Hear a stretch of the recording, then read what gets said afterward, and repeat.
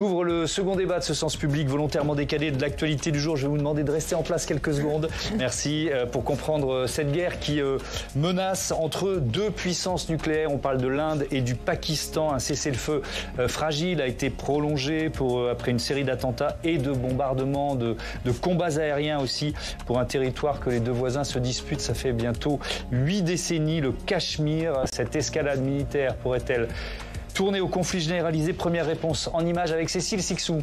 Merci. Des échanges de tirs, des bombardements. Entre l'Inde et le Pakistan, la menace de la guerre est proche. C'est un attentat le 22 avril dernier au Cachemire indien qui a mis le feu aux poudres. 26 personnes, des touristes, ont été tués par des hommes armés. Très vite, le Premier ministre indien, Narendra Modi, a accusé le Pakistan. Je le dis sans équivoque, ceux qui ont perpétré cet attentat et ceux qui l'ont imaginé devront payer au-delà de ce qu'ils peuvent imaginer. Il prend des mesures contre Islamabad, comme la fermeture des postes frontières, la réduction du personnel diplomatique, mais surtout, il met fin à un traité de l'Indus sur le partage des eaux entre les deux pays. Islamabad réplique. Toute tentative visant à stopper ou détourner le flux d'eau appartenant au Pakistan en vertu du traité des eaux de l'Indus et l'usurpation des droits des parties situées en aval sera considérée comme un acte de guerre et fera l'objet d'une riposte ferme sur l'ensemble du spectre des capacités nationales. Acte de guerre, riposte, la tension monte et fait craindre une nouvelle guerre entre les deux pays, car depuis leur création en 1947, l'Inde et le Pakistan se battent pour le territoire du Cachemire. Lors de la séparation de l'Empire des Indes qui a créé les deux pays, le Cachemire, situé au nord, est donné à l'Inde car dirigé par un chef hindou. Mais sa population est majoritairement musulmane, comme au Pakistan. Le Pakistan engage alors une première guerre. La région est finalement divisée en deux, mais les conflits persistent. Deux autres guerres éclatent en 1965 et en 1971. La menace d'un nouveau conflit inquiète fortement la communauté internationale. Elle appelle à la désescalade car les deux pays possèdent désormais l'arme nucléaire. Samedi, Donald Trump a annoncé un cessez-le-feu qu'il dit avoir négocié avec les deux pays. J'ai dit, allez, nous allons faire beaucoup de commerce avec vous. Arrêtons ça, arrêtons ça. Si vous arrêtez, nous ferons du commerce. Si vous n'arrêtez pas, nous ne ferons aucun commerce. Je peux vous dire que personne n'avait jamais utilisé le commerce comme je l'ai fait. Et tout à coup, ils ont dit, je pense que nous allons arrêter. Mais le cessez-le-feu reste fragile. Des affrontements sporadiques continuent sur le terrain où près de 70 morts ont été recensés par les deux pays. Et c'est donc un face-à-face entre deux puissances nucléaires que l'on analyse avec Mélissa Levaillant. Bonsoir. Bonsoir. Bienvenue, vous êtes directrice générale de Seldon Conseil, chercheur associé à l'European Council on Foreign Relations. Pascal Alizard, bonsoir, sénateur LR du Calvados, vice-président de la Commission des Affaires étrangères et de la Défense. Et vous êtes président du groupe France-Pakistan ici au Sénat. Olivier Dallage, bonsoir. Bonsoir. Bienvenue à vous aussi.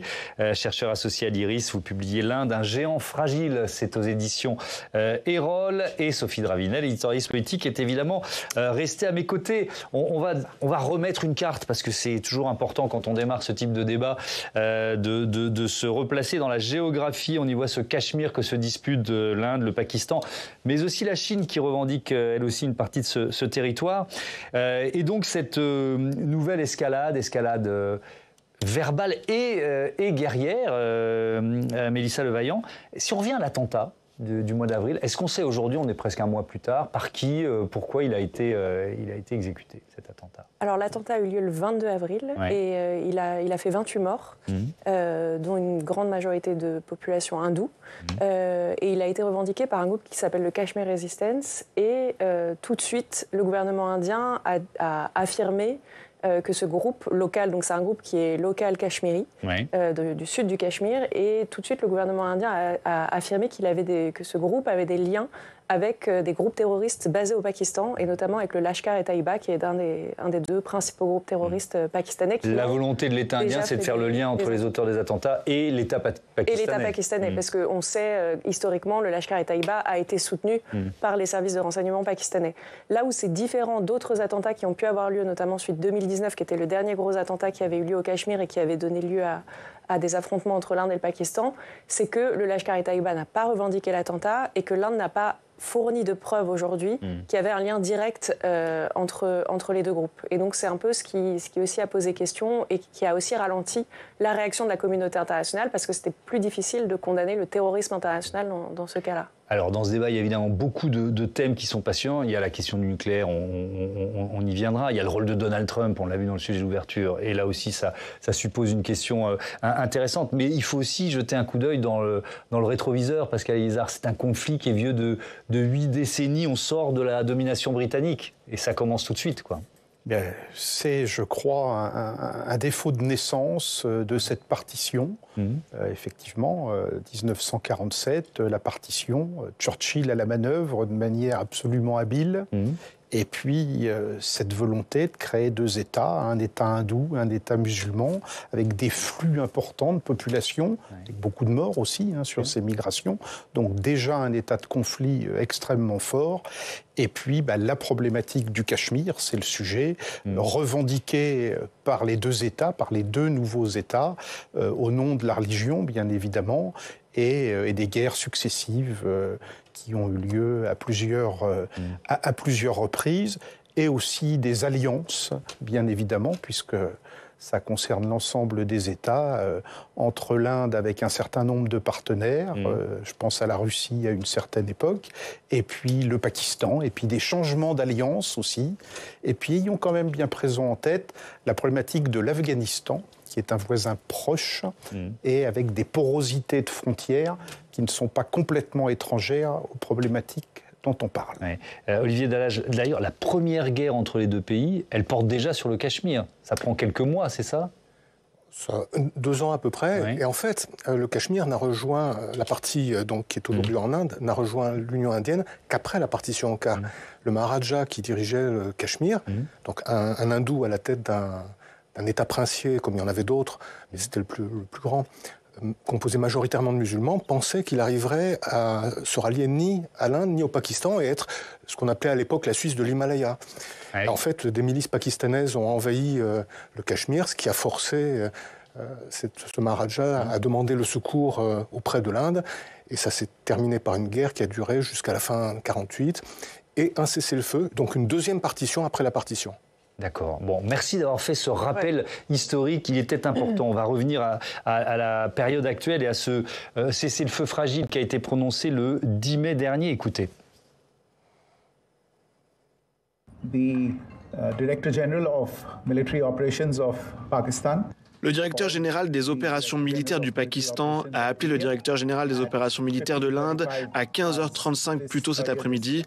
Il a été convenu entre eux que les 2 parties cesseraient tous les tirs et les actions militaires sur terre, dans les airs et en mer à partir de 17h, heure standard indienne d'aujourd'hui.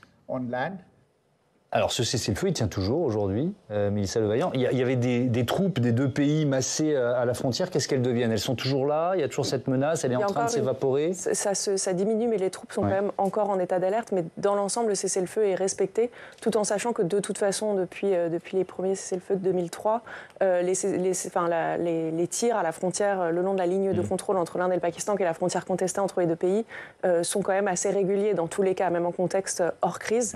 Mais dans l'ensemble, le cessez-le-feu est plutôt respecté. En revanche, c'est intéressant de voir comment Narendra Modi, depuis, a quand même affirmé le Premier ministre indien. Le Premier ministre indien a quand même affirmé que face à...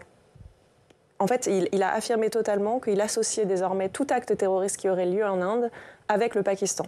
Et donc, désormais, l'Inde répliquerait, quoi qu'il arrive, face à tout acte terroriste. Plus besoin d'en faire la preuve, quoi, en quelque sorte. C'est ce que je comprends dans ce que vous nous dites. Parce que pour eux, c'est dans le sens plus besoin d'en faire la preuve, parce que pour eux, c'est évident. Il y a vraiment une tentative d'isolement du Pakistan et, dans les faits, quand même, des vrais liens entre les services de renseignement pakistanais, les groupes terroristes pakistanais sur le territoire pakistanais. Et alors là, on a diffusé le secrétaire du ministère indien des Affaires extérieures pour parler de ce cessez-le-feu. Mais alors, on aurait pu montrer Donald Trump.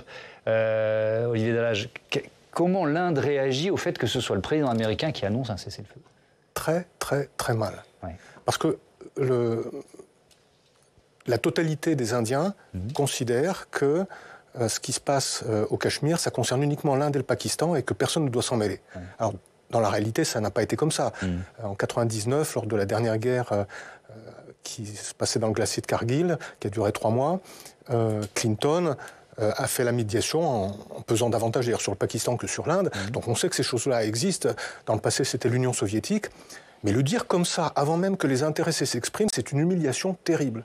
Et donc, il y a eu un grand silence, suivi d'une allocution de Modi qui a répété qu'il n'y avait que l'Inde et le Pakistan en jeu. Pas du tout de... Et ce matin, dans la presse, ça va encore plus loin. Les États-Unis n'ont joué aucun rôle. Voilà, c'est ce qui est écrit. C'est ce que dit la presse indienne. C'est ce que dit la presse indienne en citant les sources gouvernementales. Donc c'est humiliant. Et en même temps, l'Inde, qui cherche à avoir de bons rapports avec Trump, ne pouvait pas le démentir immédiatement. Visiblement, au bout de quelques jours, ils se sont dit on ne peut pas laisser les choses sans répliquer. Et aujourd'hui, c'est ce qu'ils disent. Donald Trump a-t-il pris, à votre avis, Pascal Alizard, un risque j'ai l'image de l'éléphant dans le magasin de porcelaine ou du chien dans un jeu de quilles. Enfin bon, je peux donner toutes les images possibles en annonçant lui-même ce cessez-le-feu. Je crois que Donald Trump nous a à nouveau fait du Donald Trump, mais pour le moment, ça fonctionne. Et le vice-président Vance a fait quand même le voyage aussi pour valider cette situation de cessez-le-feu.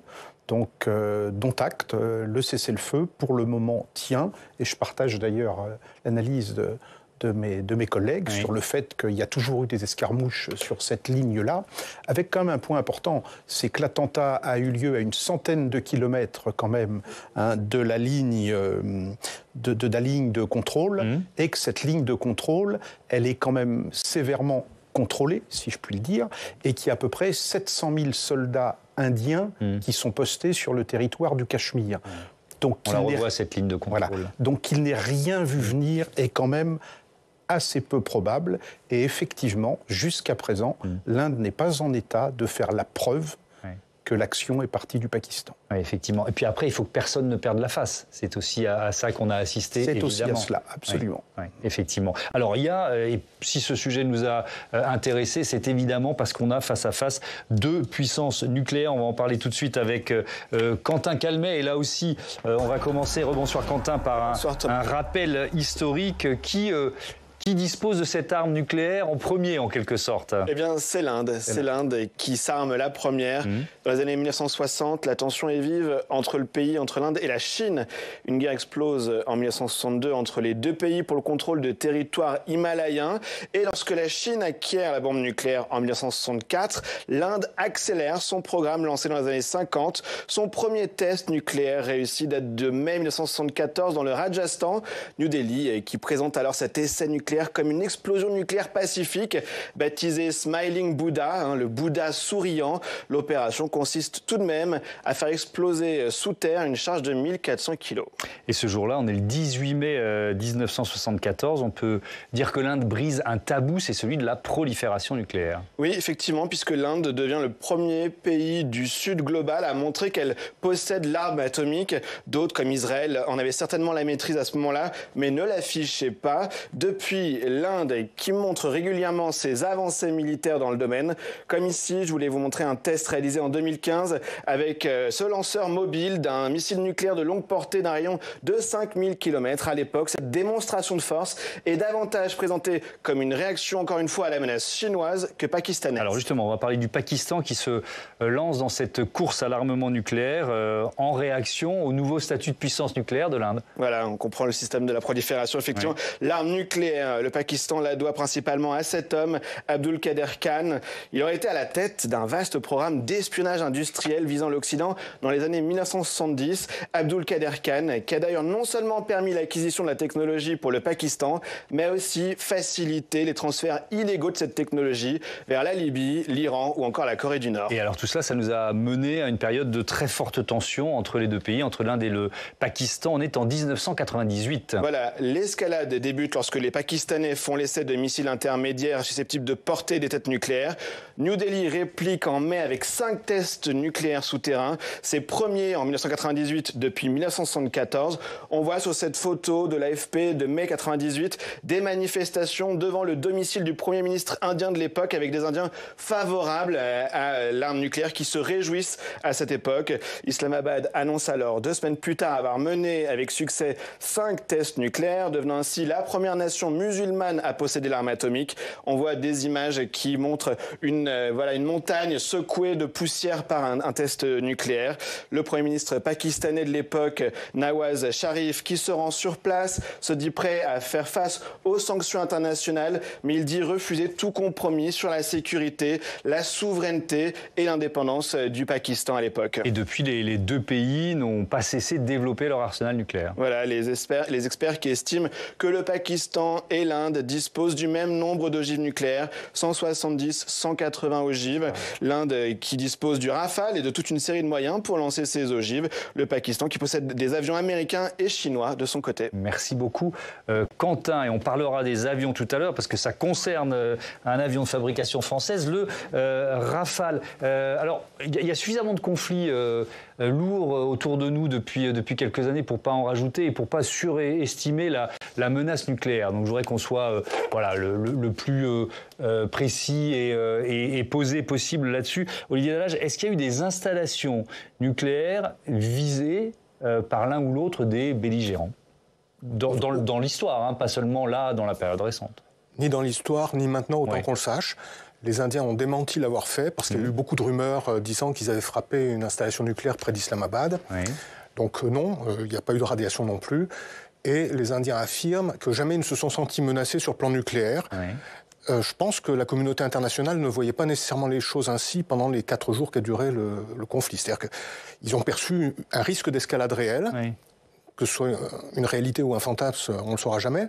Donc on est entre fin avril et le 10 mai, quoi. Et le 10 mai. Hein. Et que c'est ce qui a justifié les appels à la retenue de tout le monde, là où l'Inde attendait un soutien face au terrorisme, et l'intervention des Américains, alors que Vance, qui rentrait tout juste d'Inde, avait déclaré que ça ne les concernait pas. Ils ont changé d'avis après la riposte à la riposte à la riposte pakistanaise. Oui, parce qu'il y a effectivement eu une escalade avec notamment des combats aériens assez impressionnants. Qu'est-ce que vous pouvez nous dire, Mélissa Levaillant, sur le risque d'escalade nucléaire? Il existe, il n'existe pas? Comment on peut l'estimer, ce risque, aujourd'hui? Le risque d'escalade nucléaire, il existe à partir du moment où vous avez 2 voisins qui possèdent l'arme nucléaire. Du côté indien, la doctrine est assez claire. Donc l'Inde a une doctrine de non-emploi de l'arme nucléaire en premier. En revanche, une doctrine de représailles massives et disproportionnées en cas d'attaque nucléaire. Donc c'est une façon de dissuader son adversaire d'intervenir. Là où les Indiens ont joué, entre guillemets, avec la doctrine nucléaire pakistanaise dans le temps du conflit qui a duré finalement du 6 au 10 mai, c'est vraiment du 6 au 10 mai qu'on a vu le conflit entre l'Inde et le Pakistan avoir réellement lieu dans les airs, c'est que les Pakistanais n'ont pas une doctrine de non-emploi de la force nucléaire en premier, mais ils ont une doctrine d'emploi de la force nucléaire s'ils estiment que leurs intérêts souverains sont menacés, et notamment pénétration de leur territoire.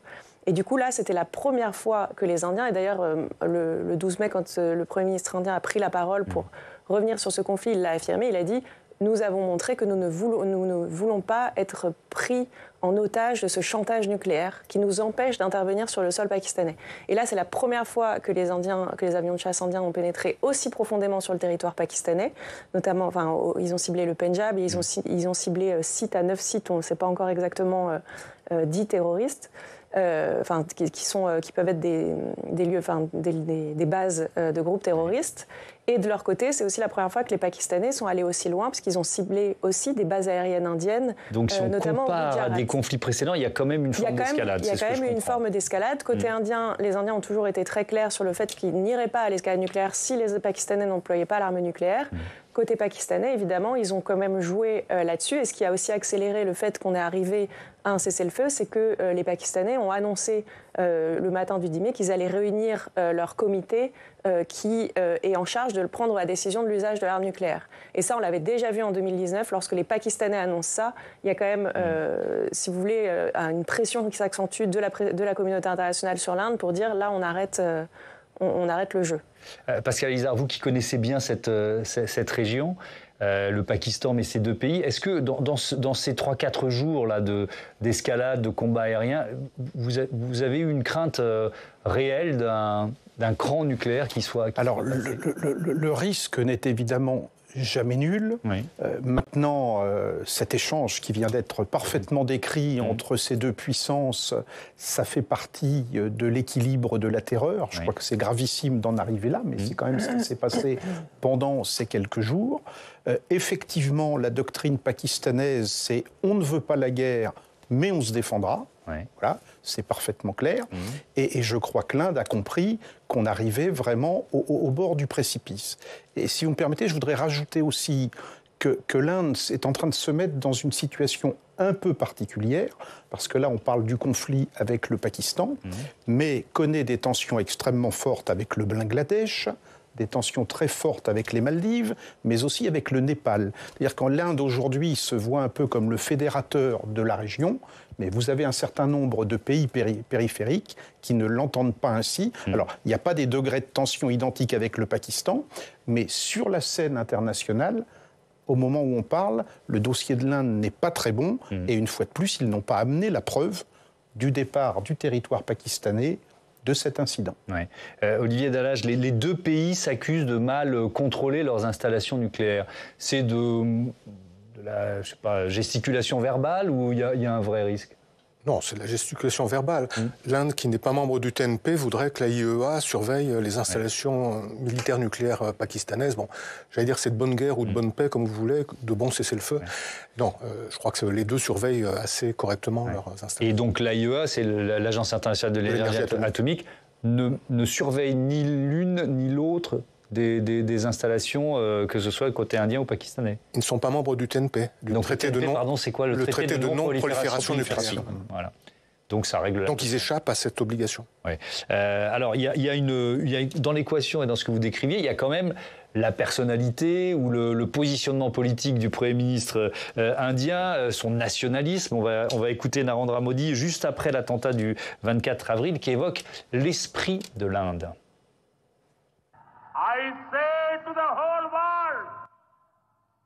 Je le dis au monde entier, l'Inde identifiera, poursuivra et punira les terroristes et ceux qui les soutiennent. Nous les poursuivrons jusqu'au bout de la terre. L'esprit de l'Inde ne sera jamais brisé par le terrorisme. Mélissa Levaillant, la sécurité du Cachemire, là, il faut revenir aux campagnes électorales du candidat Modi, c'est un point important ? Oui, c'est un point, ça a été un point clé. Si vous voulez, 2014, Narendra Modi a vraiment été élu sur une campagne de réforme économique du pays et de croissance économique du pays. En 2019, justement, il a été réélu suite aux attentats qui avaient eu lieu au Cachemire. Et du coup, vraiment sur une campagne de sécurisation du pays et de lutte contre toute forme de terrorisme, mais aussi d'affirmation de la puissance indienne face à ses voisins pakistanais. Et en disant que le tourisme pourrait reprendre au Cachemire. Oui. Est-ce que c'était le cas ? Et ça a été le cas. Oui, les 3 dernières années, il y a vraiment le tourisme a triplé dans la vallée du Cachemire. C'est la vallée qui est la plus, le sénateur l'a dit, la plus militarisée au monde. Elle est extrêmement sécurisée.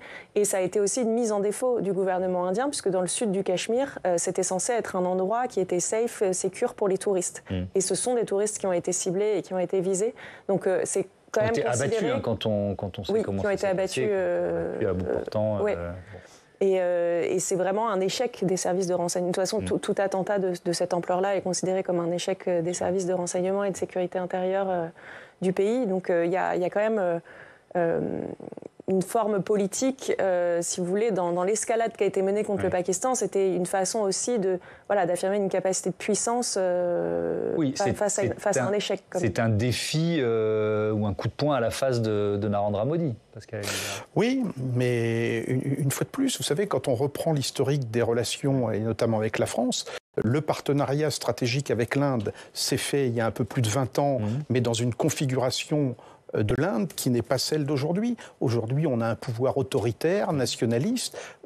L'accord viendrait aujourd'hui, on aurait beaucoup plus de mal à le ratifier.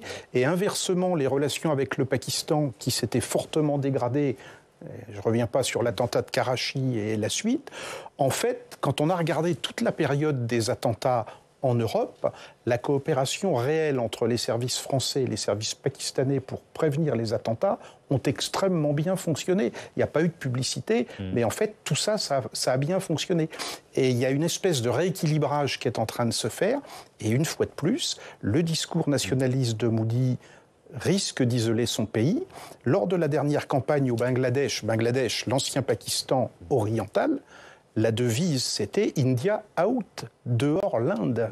Donc voilà, il y a un vrai sujet quand même qui se pose. Et d'ailleurs, pendant qu'on écoutait Narendra Modi dire « l'esprit de l'Inde ne sera jamais brisé par le terrorisme », Olivier Dallage me disait « il parle en anglais ». Alors pourquoi c'est important de le Alors, il était en campagne à nos téléspectateurs et il était en campagne électorale dans l'État du Bihar, qui va voter dans quelques semaines. Et il s'exprime toujours en hindi ou dans sa langue natale, le Gujarati. Et là, il a dit en anglais, nous allons identifier, traquer et punir les auteurs de cet attentat, où qu'ils se trouvent. C'était un message en anglais pour que le monde entier l'entende. Voilà. Oui, effectivement. Alors, dans cette équation, dans cette escalade militaire entre l'Inde et le Pakistan, il y a évidemment les conséquences pour Dassault Aviation. On va en parler avec vous, Sophie, puisque son avion le plus emblématique, le Rafale, a été cité. Ce conflit, c'est aussi une guerre mondiale de l'information pour les industriels. Racontez-nous. Absolument. Et l'affrontement date, si je ne me trompe, de la nuit du 6 au 7 mai dernier. Un vaste combat aérien dans le cadre du conflit donc, entre l'Inde et le Pakistan. Il y avait a priori, me dit-on, entre 100 et 150 objets volants en même temps sur la zone frontalière du combat, ce qui est assez rare. Drones, avions, missiles, enfin tout le monde était là. Et cette nuit-là au Pakistan, le Pakistan s'est vanté d'avoir abattu 3 Rafales, fleurons de notre industrie aéronautique française. Alors évidemment, choc immense, 3 Rafales. L'Inde en possède 36 fin avril. Elle en a commandé, il faut le savoir, 26 autres pour un contrat global de 6, milliards d'euros avec donc Dassault Aviation. En réalité, et en l'état des informations que nous possédons sur ce dossier sensible, car ni Dassault ni l'armée française ne se sont exprimés sur le sujet pour l'instant, un seul Rafale aurait été abattu. Si l'Inde confirme que ce Rafale a bien été abattu, ce sera quelque chose d'inédit et une grave première, évidemment. Exploité par l'armée indienne, il aurait été touché par un missile PL-15, alors je ne sais pas si on dit PL ou PL, enfin bon. PL-15, tiré depuis un chasseur pakistanais J-10CE de conception chinoise. La Chine est importante. Selon des informations du média Intelligence Online, la faille dans l'armure du Rafale, un avion si réputé, ce serait à chercher du côté de l'usage de son système Spectra, qui n'est pas moins réputé que l'avion et qui est un bouclier électronique destiné à neutraliser, pour faire simple, les attaques de l'adversaire. Sauf qu'il doit être bien renseigné sur les données de cet adversaire et il se pourrait que l'Inde ne possède pas toutes les données nécessaires sur les armements chinois. On pourrait dire que le frigo était un peu vide. Il se pourrait aussi qu'il puisse y avoir un développement inédit, inconnu du missile qui a touché ce Rafale. Enfin, pour l'instant, on ne sait pas. Oui, ce que je lisais ce matin, qui était prévu pour avoir une portée moins importante et qui aurait peut-être été boosté. En tout cas, on est encore évidemment beaucoup au conditionnel. Ce qui est sûr, c'est que la chute d'un Rafale, c'est pas bon pour notre réputation. Absolument, et pour les réputations des Indiens déjà, qui doivent se sentir quelque peu humiliés. Dans la guerre informationnelle, sur les réseaux sociaux en particulier, la Chine a posé le doigt sur la blessure à cœur joie. Rappelons qu'elle vend au Pakistan une majeure partie d'un armement qui concurrencerait désormais celui de l'Occident. Elle ne s'est donc pas privée de s'en glorifier. C'est de la communication mondiale. Et les Américains, eh bien oui, eux aussi, ils en ont profité toujours au taquet pour vendre leurs avions F-35 concurrents de nos Rafales. Et alors la France ? Eh bien, un silence radio pour le moment, officiellement, mais à moins d'un mois désormais du Salon du Bourget, qui est, vous savez, ce grand raout de l'aéronautique mondiale organisé à côté de Paris, eh bien, il faut réagir. Alors, on glisse que plusieurs F-35, donc cet avion américain qui vaut quand même 2 fois le prix d'un Rafale, se sont crashés lors d'entraînements en Allemagne, aux États-Unis, dans des appontages, etc., et même pas lors de combats. Donc en gros, ils ne sont pas bons, ces avions. Et on attend aussi de voir ce que serait effectivement la faille du Rafale, matériel ou de pilotage, c'est-à-dire responsabilité indienne. C'est bien une guerre mondiale de l'information entre industriels dont vous nous parlez. Bon, ce serait quand même une mauvaise nouvelle pour Dassault Aviation, si c'est confirmé. Écoutez, je crois qu'il faut quand même admettre le principe que là, on a connu un temps de guerre et qu'en fait, aucun système n'est finalement infaillible, malgré tout le contenu technologique qu'il peut avoir. Ça, je crois qu'il faut accepter ce principe. Et ça vient d'être rappelé à juste titre. L'oiseau américain a eu de graves problèmes et ce n'était pas en temps de guerre. Donc voilà, il faut modérer tout ça. En ce qui concerne le Rafale, attendons le retour d'expérience réel, parce qu'effectivement... Les experts sur le terrain. Voilà, le retour des experts, le retour d'expérience, parce que l'erreur humaine n'est pas à exclure, c'est-à-dire la capacité du pilote à utiliser la totalité du système défensif à sa disposition. Je ne fais pas de procès d'intention, mais c'est un point. C'est l'une des hypothèses. C'est une des hypothèses. Et effectivement, ça vient d'être rappelé aussi. C'est le renseignement qui est donné à tout ce système. C'est un énorme logiciel, c'est un système de combat, mais qui ne peut restituer que ce qu'on y intègre. Et effectivement, si la capacité de défense des missiles chinois ont été insuffisamment ou incorrectement estimées, ça peut aussi donner ce résultat-là. Donc pour le moment, moi je dirais que l'image de Dassault, il n'y a pas de problème. Wait and see, absolument. Wait and see, on va utiliser cette expression. C'était aussi, Olivier Dallage, un test grandeur nature pour les armes du Pakistan de fabrication chinoise. Quelles leçons on peut en tirer de ce... Alors, ces tests grandeur nature, évidemment, c'est la guerre, donc on n'est pas en train de jouer, mais bon.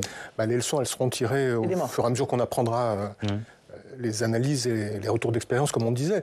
Mais autant le Rafale a déjà été utilisé au combat, à ma connaissance, en tout cas, c'était la première fois qu'il était utilisé en combat aérien. Donc il avait en face de lui un appareil nouveau qui n'avait pas été testé en combat, des missiles nouveaux qui n'avaient pas été testés en combat. Donc tout ça est nouveau pour tout le monde et je pense que ça va réévaluer beaucoup de stratégies et de conseils des armées. Allez-y, oui. Quand on parle de combat aérien, il y avait quand même 60 ou 70 chasseurs pakistanais en l'air, à peu près autant d'avions indiens, mais le combat s'est fait hors de portée. 200 km. Oui, c'est ça. Voilà, c'est ça. C'est ce que j'essaie d'expliquer tout à l'heure sur la portée du missile de fabrication chinoise. Il ne faut surtout pas imaginer un combat aérien comme on peut le voir dans l'histoire. Hors de portée visuelle. Hors de portée visuelle sont les termes qui sont employés. Avec un point important là-dessus, c'est qu'a priori, quand même, les analyses là commencent à montrer que les Indiens ont quand même, malgré peut-être la perte d'un Rafale a priori et peut-être d'un Mirage 2000, l'Inde a maintenu la capacité, la supériorité aérienne pendant tout le combat. Voilà. Est-ce que ça a révélé des faiblesses des installations militaires de l'un ou l'autre a priori, ils ont quand même réussi à révéler les faiblesses du système de défense antiaérien pakistanais. Avec quand même des volontés... c'est paradoxal, c'est-à-dire qu'ils ont perdu des avions, mais ils ont révélé des faiblesses du système antiaérien pakistanais. Ils sont rentrés, mais ils se sont fait sortir. Mais ils sont rentrés. À ce qu'on sait, les avions qu'auraient perdu les Indiens, puisqu'ils refusent de confirmer, de toute façon c'était sur l'Indien, mais à longue distance, l'ont été par des systèmes d'armes air-air. Les Indiens avaient refusé, lors de la première frappe dans la nuit du 6 au 7, de toucher les systèmes de défense antiaérien du Pakistan pour dire qu'ils ne visaient que les terroristes. Et ça les a mis évidemment en position un petit peu de faiblesse quand les Pakistanais ont riposté. Oui, effectivement. Alors cette guerre, et on va terminer, ce sera notre dernier chapitre, et il n'est pas moins passionnant que les précédents, c'est aussi une guerre de l'eau. On va revoir ensemble la carte de la région que je vous ai montrée en ouverture de notre débat, parce qu'on y voit aussi les rivières, et notamment le fleuve Indus, qui est le plus à l'ouest sur la carte. J'espère que je ne me trompe pas, c'est l'un des plus longs du monde, il prend sa source sur les hauteurs de l'Himalaya. Il passe par le Cachemire indien avant d'arriver au Pakistan. Et alors, les premiers ministres des deux pays se sont opposés sur cette ressource vitale. On commence avec le Premier ministre pakistanais. L'eau est un intérêt national vital pour le Pakistan, notre ligne de vie. Et pour nos 240 millions d'habitants, il ne fait aucun doute que sa disponibilité sera sauvegardée à tout prix et dans toutes les circonstances. Et puis quelques jours plus tard, voilà ce que dit le Premier ministre indien. L'eau appartenant à l'Inde s'écoulait jusque-là vers l'extérieur. Elle sera désormais stoppée pour servir les intérêts de l'Inde et sera utilisée pour le pays. Alors, de quelle mesure de rétorsion on parle, Olivier Dallage? Modi peut-il vraiment couper l'eau des Pakistanais? Dit comme ça, non. Mais le jour même de l'attentat du 22 avril, l'Inde a fait savoir qu'elle mettait en suspens, c'est un mot en anglais, abeyance, qui n'est pas exactement suspension, c'est quelque chose, on le met sur pause, quoi. Oui. Le traité qui a été signé sur le partage des eaux, qui a été signé en 1960 à l'initiative et sous la pression de la Banque mondiale. Oui. C'est quand même un traité... C'est le traité de l'Indus. C'est le traité de partage des eaux de l'Indus, qui a résisté à 3 guerres indo-pakistanaises, 65, 71 et 99. Alors, est-ce que l'Inde peut couper le robinet? La réponse est non. Est-ce qu'elle peut bloquer certains barrages pour les mettre en eau après avoir purgé? C'est ce qu'ils ont commencé à faire. Est-ce qu'ils peuvent dévier les cours? Ils envisagent de le faire dans les 10 prochaines années. Et même une diminution marginale du cours de l'Indus et de ses affluents peut causer un tort considérable à l'agriculture pakistanaise qui en dépend pour son irrigation. Ouais. Pourquoi ce traité a résisté au conflit précédent parce que finalement, les deux pays ont un intérêt supérieur à ne pas y toucher? Comment on peut l'expliquer? C'est la loi des traités, et le monde entier regarde. J'ajoute que l'Inde dépend d'eau qui viennent de la Chine, de la même façon que le Pakistan dépend d'eau qui viennent de l'Inde, et pour partie c'est le même fleuve. L'Indus prend sa source au Tibet, qui aujourd'hui est contrôlé par la Chine. Ouais. Votre avis sur ce traité, Mélissa Levaillant? Sur son importance et sur la menace brandie par Narendra Modi? Le geste symbolique à ce jour est très fort, parce que c'est un traité qui avait été signé en 1960 et c'était considéré comme étant le traité le plus de partage des eaux, le plus respecté, le plus... qui marchait le mieux justement en dépit des guerres entre les deux pays. Et donc le fait que les Indiens mettent en place également cette carte-là dans leur rivalité avec le Pakistan, c'est vraiment une nouveauté et on ne sait pas très bien où est-ce qu'ils vont aller parce que ça peut être vraiment une catastrophe humanitaire, agricole pour le Pakistan qui est dans un pays en état de stress climatique en plus extrêmement... important. Ouais, c'est pas une découverte, Pascal Alizard, mais l'eau, c'est une arme politique particulièrement puissante, pas seulement dans cette région du monde, mais notamment dans cette région du monde. Notamment dans cette région du monde, mais effectivement, ça vient d'être dit, ce traité avait résisté à 3 guerres successives. Là, il est mis en cause par l'Inde. On parle de chiffres extrêmement importants, puisque 80% des terres pakistanaises sont irriguées grâce à ce fleuve, sur ses différentes parties. C'est 40% de l'agriculture pakistanaise qui en dépend et à peu près 40% de la main-d'œuvre. Donc là, l'Inde sait parfaitement ce qu'elle fait en faisant ça.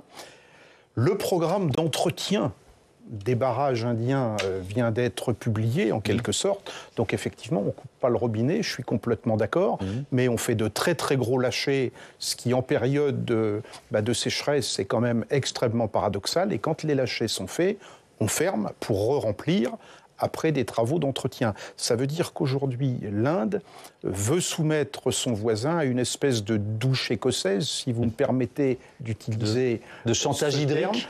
De chantage, mais absolument. Et là, pour le coup, ça va se passer à l'ONU. Il y a un vrai sujet, parce qu'on tombe sur des sujets humanitaires. Donc, à nouveau, je crois que le Premier ministre indien est en train de se mettre dans une situation difficile du point de vue du droit international. Oui, alors, vous nous l'avez dit plusieurs fois, et je veux bien vous entendre là-dessus, Olivier Dallage, sur finalement une sorte d'isolement que le nationalisme de Modi, dans lequel le nationalisme de Modi plonge l'Inde. Votre avis là-dessus? Non, dire que l'Inde est isolée, ce serait aller vraiment trop loin. Par contre, c'est le mot que j'ai choisi moi, peut-être que je suis le sentiment national, et qui n'est pas limité d'ailleurs ni à Modi ni à son parti, mais qui est assez largement partagé par une grande partie de la population, c'est qu'aujourd'hui, l'Inde n'a pas besoin du monde, c'est le monde qui a besoin de l'Inde, et chacun ambitionne de vendre ses affaires en Inde, et donc chacun vient mendier un contrat avec l'Inde. Et donc l'Inde peut aujourd'hui se permettre de se comporter comme les Européens, comme les Américains, comme les Israéliens, une référence très importante pour le Premier ministre indien, se comportent quand ils estiment leurs intérêts vitaux atteints.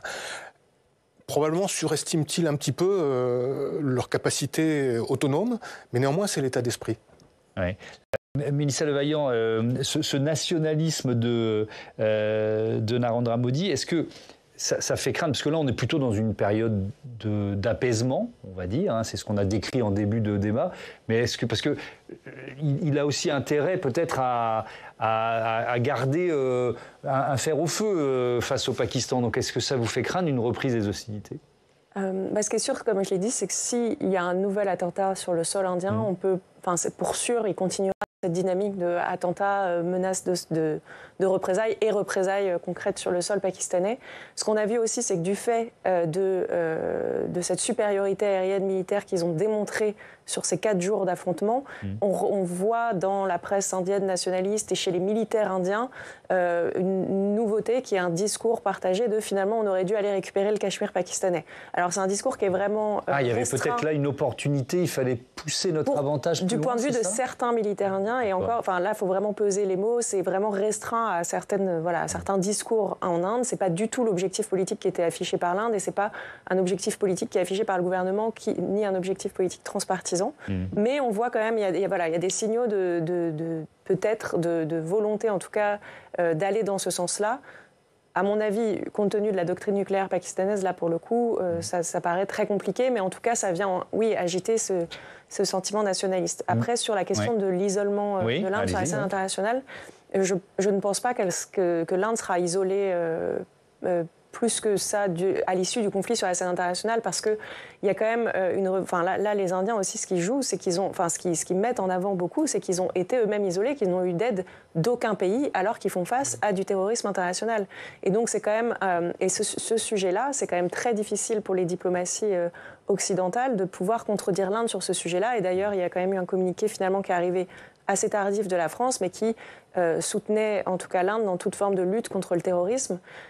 Et puis, sur plein d'autres sujets, il y a des intérêts économiques, de défense stratégique qui font que l'Inde n'est pas isolée, en dépit des inquiétudes qu'on peut avoir par rapport à certains comportements. Ce conflit au Cachemire, Pascal Alizard, c'est aussi un ciment nationaliste au Pakistan. C'est un sujet nationaliste dans les deux pays. Oui. Je partage l'analyse sur le fait que l'Inde n'est pas isolée, mais que si son Premier ministre persévère sur cette action-là, il va s'isoler, ce qui est un peu différent. Oui, il va s'isoler. Oui. C'est ça, j'en suis absolument convaincu. Que la communauté internationale condamne le terrorisme, mais bien évidemment, parce qu'aujourd'hui, c'est là-bas que ça se passe, mais demain, ça peut être chez nous. Et pour faire un parallèle peut-être un peu osé, mais quand il y a eu les attentats de novembre 2015 en France, les terroristes venaient de la Belgique, et pour autant, la France n'a pas bombardé Bruxelles. Je veux dire, toute proportion gardée, c'est quand même un peu de ça dont on parle. Et à un moment donné, il faut... Non, la comparaison vaut ce qu'elle vaut, mais c'est quand même un peu de ça. Je ne pense pas que les services secrets belges entretenaient. Certes, mais à un moment donné, il faut quand même regarder les choses. Il y a un point dont on n'a pas parlé. Dernier mot.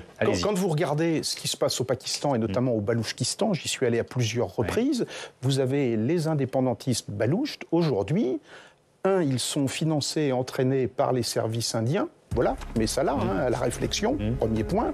Et ils ont fait des offres de services à l'Inde pour intervenir. On a des éléments concrets là-dessus, pour intervenir dans ce conflit. Donc vous voyez, il faut peser l'ensemble des choses. Et je crois que la responsabilité de la communauté internationale, c'est qu'effectivement le conflit soit tassé et que la problématique de l'eau se règle dans les enceintes internationales et pas sur le terrain comme ça. Merci beaucoup, merci à tous. C'était passionnant. Votre livre, Olivier Dallage, L'Inde, un géant fragile, est publié aux éditions Erol. Je vous dis à demain pour un nouveau numéro de Sens Public. Vous pouvez retrouver nos débats sur publicsena.fr, sur notre plateforme. Vous pouvez nous réécouter en podcast. Et puis, je vous donne le rendez-vous de la matinale, rendez-vous politique. C'est Julien Audoul, le député de Lyon, porte-parole du Rassemblement national, qui sera l'invité d'Oriane Monsigny vers 8h du matin. Belle soirée. Merci.